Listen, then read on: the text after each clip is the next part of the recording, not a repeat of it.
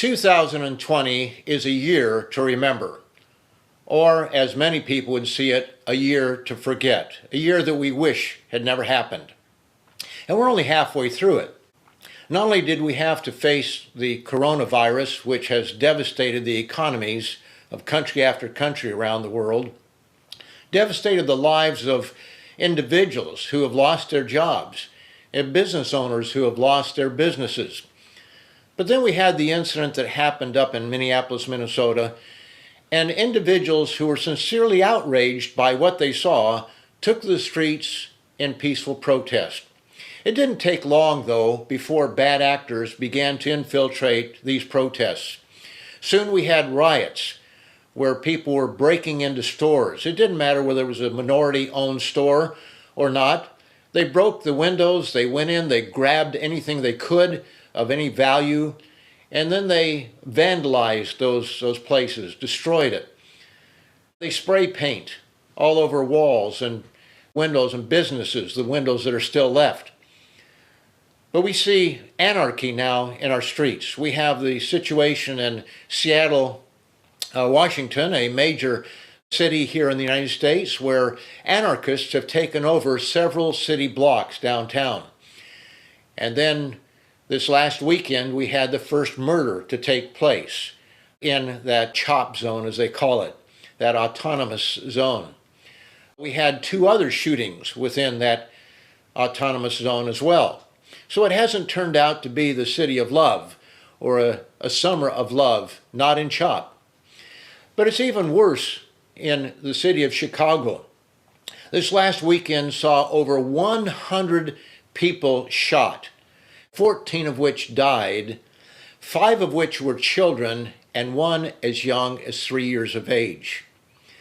Other protests around the country, the tearing down of statues, have filled our news.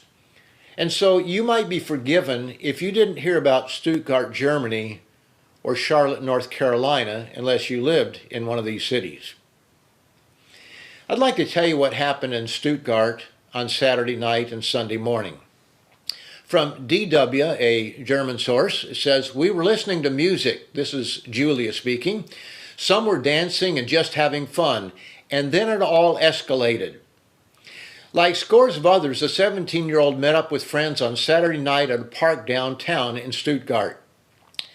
She says she left earlier on in the evening, but quickly saw videos of what happened on Snapchat.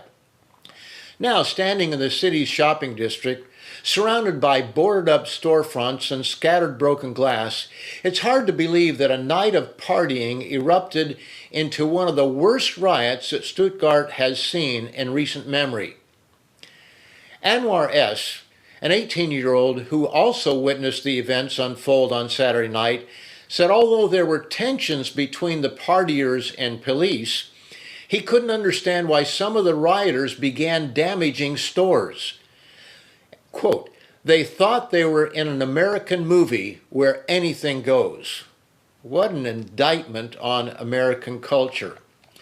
Authorities have now launched a massive investigation, but the question on everyone's mind in Stuttgart is, how did this get so out of hand? You know, similar thoughts have been expressed here in Charlotte, North Carolina.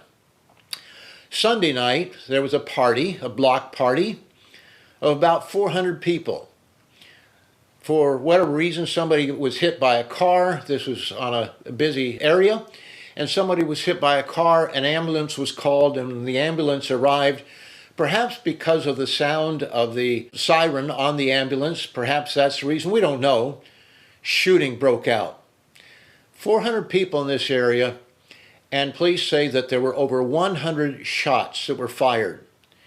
There were no videos of it that have come forward, at least, but on the radio you could hear the sound of it from recordings that were given there. And at least one gun was not a semi-automatic, it must have been an automatic because the sound of it was like a machine gun. In the aftermath, 3 were dead, 11 others were injured. 5 of those injured were hit by cars as they ran across the street trying to get out of the way. It's truly remarkable that more people weren't killed. And in the aftermath, we have leaders in the city who are speaking out, saying, how could this happen? It's got to stop. Something's got to change here. People are angry at seeing their children and their friends being killed in wanton violence in that way. We might ask the question, why do we have so much violence in our world? And I've addressed this a little bit in another video, but I'd like to point out another factor in this, because this is central to why we have so much violence, why our world is going in the direction it's going, why we've had so much violence and disharmony in our world, so much hatred in our world from the very beginning. I'd like to read from a source that people would like to reject, like to forget, and that is the Bible. And whether we like it or not, it gives us the reason for all these things happening. I'd like to read here from two passages of Scripture. The first one is 2 Corinthians, the 4th chapter, verses 3 and 4. It says, "But even if our gospel is veiled, it is veiled to those who are perishing, whose minds the God of this age has blinded."